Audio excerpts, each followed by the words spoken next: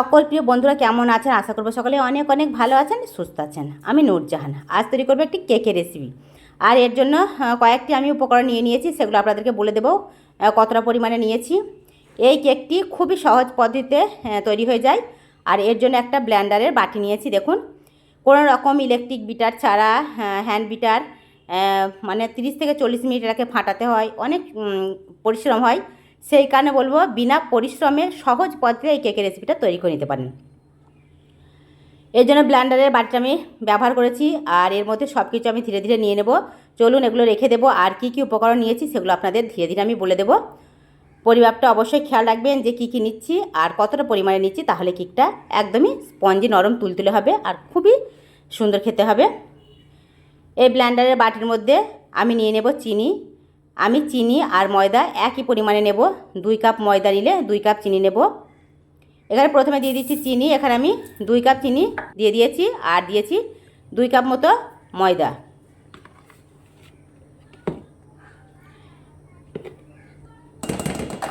একদম পরিমাণটা ঠিকঠাক মতো দেবেন, তাহলে কেকটা কিন্তু খেতেও সুন্দর হবে আর দেখতেও দারুণ হবে।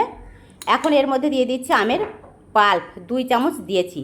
এখানে কোনো এসেন্স ব্যবহার করব না, সেই কারণে আমের পাল্প দিয়েছি। এখন আমের সিজন, এই কারণে এর স্মেলটাও কিন্তু অসাধারণ আসে। আর দিয়েছি 4 চামচের 1 চামচ মতো বেকিং পাউডার। কখনো বেকিং সোডা ব্যবহার করবেন না। 1 চামচ দিয়েছি বেকিং পাউডার। আর হাফ কাপ মতো, যে কাপে করে আমি ময়দা নিয়েছি সেই কাপের হাফ কাপ দিয়েছি সাদা রিফাইন অয়েল। আর দিয়েছি লিকুইড দুধ। 1 চিলটা মতো লবণ ব্যবহার করেছি। যদি লবণটা কেউ খেতে না চান তাহলে লবণটা বাদ দিয়ে দেবেন, কিন্তু লবণটা দিলে টেস্টটাও অসাধারণ আসে। এখন এর দিয়ে দিয়েছি লিকুইড দুধ আমি হাফ কাপ। ময়দা দিয়েছি যে কাপে করে সেই কাপেরই আমি 2 কাপ মতো লিকুইড দুধ ব্যবহার করব। প্রথমে অর্ধেকটা দিয়ে দিয়েছি আর 2 মিনিট এখানে ব্যাটারটা তৈরি করার পর আমি আবারও দিয়ে দেব। তারপরে আবারও 2 মিনিট আমি ব্লেন্ডারে এখানে মিশিয়ে নেব। মোট আমি এখানে 4 মিনিট ব্লেন্ডারে এই ব্যাটারটি তৈরি করে নিয়েছি। 4 মিনিট পর দেখাচ্ছে আপনাদের কত স্মুথ হয়েছে। এটা দুর্দান্ত হয়েছে এটা এই ব্যাটারটি। আর এরকম সুন্দর যদি স্মুথ একটা ব্যাটার তৈরি করতে পারেন, তাহলে কিন্তু কেকটা স্পঞ্জি নরম তুলতুলে একদম তুলোর মতো হয়ে যাবে।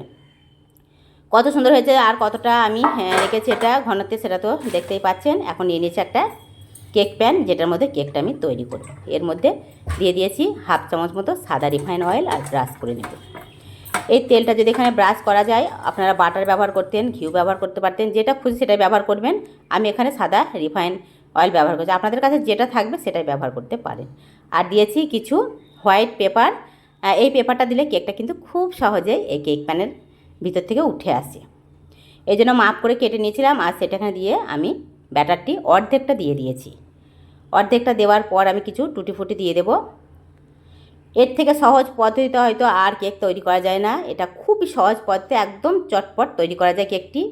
যখন খুশি তখন এটা তৈরি করে নিতে পারবেন। যদি রাত 12টা বলেন কি রাত 1টা বলেন, সকাল 6টা বলেন, যখন খুশি তখন যে কোনো এনি টাইম এটা তৈরি করে নিতে পারেন খুবই সহজ পদ্ধতিতে। কিছু টুটিফুটি দেওয়ার পর আমি আবারও কেকের যে ব্যাটার ছিল সেটা এর উপরে দিয়ে এর উপরে আবারও কিছু টুটিফুটি দিয়েছি। এই টুটিফুটিটা কিন্তু আমাদের বাচ্চা থেকে বড় সকলেই পছন্দ করেন।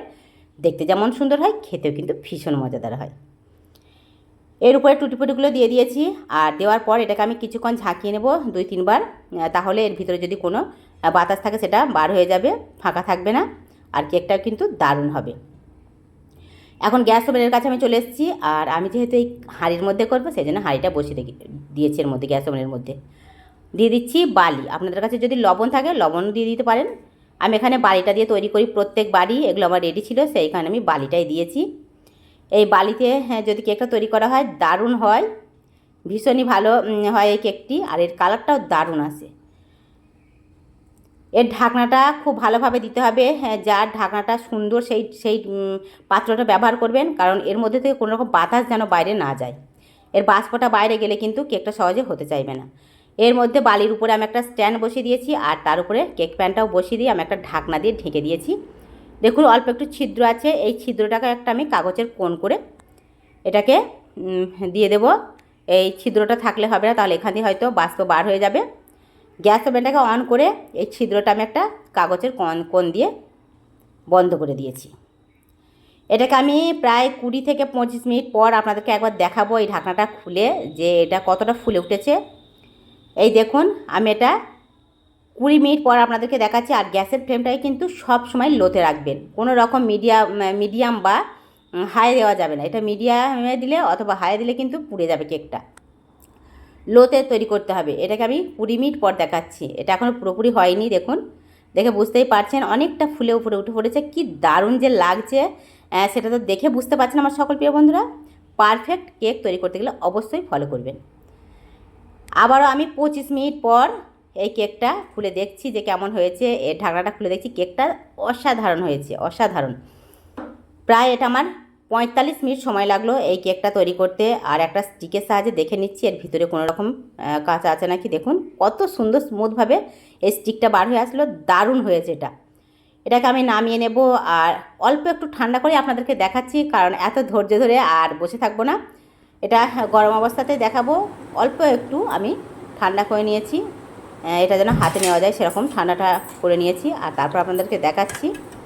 কেকের ভিতরে কিন্তু এখনও প্রচুর গরম, যেহেতু এখনই আমি আপনাদেরকে দেখাচ্ছি কেকটা। চারি সাইডে আমি একটা ছুরির সাহায্যে একটু ছাড়িয়ে নিচ্ছি, যেহেতু এর মধ্যে পেপার আছে, খুব সহজে এটা উঠে আসবে। তারপরেও কিন্তু আমি একটু ছাড়িয়ে নিয়েছি হালকা করে। আর দেখুন আমি এই পেপার সমেত কেমন তুলে নিচ্ছি, কতটা সুন্দরভাবে উঠে পড়লো দেখুন, কোনো রকম লেগে নেই।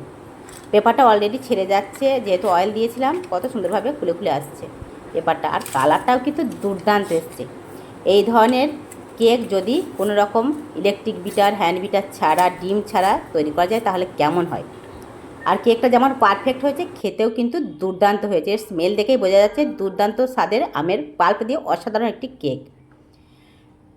যদি মনে করেন হালকা একটু এই ধরনের লাল লাল হয়ে গেছে আর সেটা যদি পছন্দ না করেন, তাহলে একটু ছুরির সাহায্যে এইভাবে এটাকে কেটে ফেলে দিতে পারেন। কিন্তু আমি বলবো এটা থাকলে কিন্তু মুখে পড়লে দারুণ লাগে। এইখানে অল্প অল্প একটু বাদ দিয়ে দিতে পারেন, কিন্তু কালার আনার জন্য অনেকেই পছন্দ করেন। এরকম একটু কালার আসলে ভালো লাগে দেখতেও আর খেতেও। তারপরে আমি একটু হালকা হালকা এগুলো বাদ দিয়ে দিয়েছি। আর এটাকে আপনাদের কেটে দেখাচ্ছি যে কতটা স্পঞ্জি হয়েছে। আপনারা হয়তো দেখে বুঝতেই পারছেন এটা দুর্দান্ত হয়েছে, কারণ কেকটা উপর থেকে দেখলেই বোঝা যায় কতটা স্পঞ্জি হয়েছে। আর খেতেও কিন্তু অসাধারণ, সেটা মাত্র তৈরি করলে খেয়ে তারপর বুঝতে পারবেন। আমি পিস কেটে কেটে আপনাদেরকে দেখাচ্ছি কত সুন্দরভাবে এই কেকটা স্পঞ্জি নরম তুলোর মতো হয়েছে। কাছে এবং দূরের আমার সকল প্রিয় বন্ধুরা যে যেখান থেকে দেখছেন, যদি ভালো লেগে থাকে তাহলে অবশ্যই লাইক, কমেন্ট, শেয়ার করতে ভুলবেন না। এই দেখুন এটা কতটা সফট হয়েছে, একদম তুলোর মতো স্পঞ্জি হয়েছে, নরম তুলতুলে। এই ধরনের কেক এত সহজে যে তৈরি করা যায় সেটা জানতে হলে অবশ্যই ভিডিওটা ফলো করতে হবে, প্রথম থেকে শেষ পর্যন্ত দেখতে হবে। ভিডিওটা অবশ্যই প্রথম থেকে শেষ পর্যন্ত দেখবেন আর এই নিয়মে তৈরি করে দেখবেন, কোনো ঝামেলা ছাড়াই চটপট কেক কীভাবে তৈরি করতে পারেন তৈরি করবেন। আর খেয়ে দেখবেন, যদি ভালো লাগে অবশ্যই কমেন্ট করে জানাবেন যে আপনাদের কেকটি কেমন হয়েছে। আর আমাদের বিশেষ করে নতুন বন্ধুরা তো অবশ্যই তৈরি করবেন, তাহলে আপনাদের প্রথম থেকে যতবারই কেক তৈরি করবেন কখনোই নষ্ট হবে না। একটি দুর্দান্ত স্বাদের কেক রেসিপি তৈরি করুন আর খেয়ে দেখুন।